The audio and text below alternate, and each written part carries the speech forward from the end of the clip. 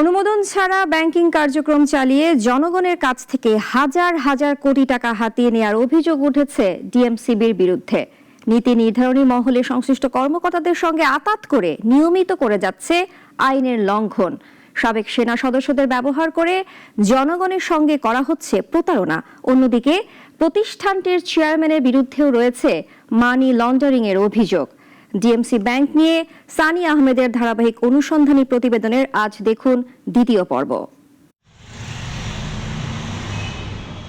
বাংলাদেশে high high company প্রতিষ্ঠা করে সাধারণ মানুষের টাকা লুটে নেওয়ার সুবিধা হলো চম্পট দেওয়ার আগ পর্যন্ত তাদের খবর কেউ জানে না। চটকদার বিজ্ঞাপনে ইউনিপে টু ইউ, ভিশন 2020 থেকে শুরু করে বিভিন্ন এমএলএম কোম্পানি মানুষদের করেছে নিঃস্ব। তেমনিভাবে আইন লঙ্ঘন করে ব্যাংকিং কর্মকাণ্ড চালিয়ে জনগণের কাছ থেকে the Dhaka mercantile cooperative bank বা ডিএমসি ব্যাংক অর্থ সংগ্রহ করছে বলে অভিযোগ উঠেছে। আদালতে করা হয়েছে মামলা। ঢাকা মার্কেন্টাইল কোঅপারেটিভ ব্যাংক এটা একটা হাই হাই কোম্পানি। এখানে মানুষ না বুঝে বিনিয়োগ করে। এটি দুইটি আইন ভঙ্গ করে এই ব্যাংকটা পরিচালনা করছে মূলত মানি লন্ডারিং করার জন্য এবং মানুষকে আকর্ষণ করার জন্য দ্বিগুণ ইন্টারেস্ট তারা অফার করে। আদালত সূত্র বলছে ডিএমসি ব্যাংকের চেয়ারম্যান অবসরপ্রাপ্ত গ্রুপ ক্যাপ্টেন আবু জাফর চৌধুরী অধিক ইন্টারেস্টের ফাঁদে ফেলে সাধারণ মানুষের টাকা করছে মানি লন্ডারিং, আর সাধারণ মানুষের টাকা লুট করে কানাডায় করেছেন বাড়ি, চড়েন স্পেশাল ফ্লাইটে। লেফটেন্যান্ট জেনারেল মাহফুজুর রহমান নামে একজন সুনামধারী অফিসারও তার অ্যাডভাইজর হিসেবে কাজ করেছেন।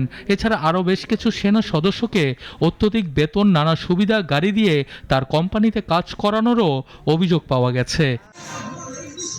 এই অফিসারদের ব্যবহার করে ইন্টেলিজেন্স অর্গানাইজেশনের বিভিন্ন কাজও করানো হয় বলে জানা গেছে। সমবায় অধিদপ্তর, বাংলাদেশ ব্যাংক, অর্থ মন্ত্রণালয়ে ম্যানেজ করার কাজেও তাদের ব্যবহার করা হয় বলে অভিযোগ রয়েছে, যাতে ডিএমসি ব্যাংকের কোনো কাজে বাধা না আসে। সেনাবাহিনী থেকে সদ্য অবসরপ্রাপ্ত সিনিয়র অফিসারদেরকে এখানে নিয়োগ করে। এইখানে লেফটেন্যান্ট জেনারেল মাহফুজুর রহমান নামে একজন অফিসার 2-3 বছর তার অ্যাডভাইজার হিসেবে কাজ করেছে। অত্যাধিক বেতন অফার করে, বেনিফিট অফার করে, গাড়ি দেয়। এইটা নিয়ে এই সমস্ত অফিসার, এইরকম প্রায় হাফ ডজন অফিসার এখানে কাজ করে। এই অফিসারদেরকে দিয়ে তারা ইন্টেলিজেন্স অর্গানাইজেশনকে ম্যানেজ করে, কোঅপারেটিভের যে সমবায় মন্ত্রণালয় তাদেরকে ম্যানেজ করে, বাংলাদেশ ব্যাংককে ম্যানেজ করে, অর্থ মন্ত্রণালয়কে ম্যানেজ করে। জনগণের অর্থ নিয়ে নিজেদের ব্যক্তিগত সম্পদের পাহাড় গড়ছেন বলে অভিযোগ রয়েছে। তবে দায়িত্ব অবহেলার কারণে নীতি নির্ধারণী মহলের সংশ্লিষ্ট কর্মকর্তারাও আইনের আওতায় আসতে পারেন বলে জানিয়েছেন এই আইনজীবী। তাদেরকে আহ্বান জানাবো, আপনারা ইমিডিয়েটলি ব্যবস্থা নেন, না হলে আপনারাও আইনের আওতায় আসতে পারেন আপনাদের অমিশনের জন্য। সানি আহমেদ, নাগরিক, ঢাকা। সেটা না নেওয়ার কারণে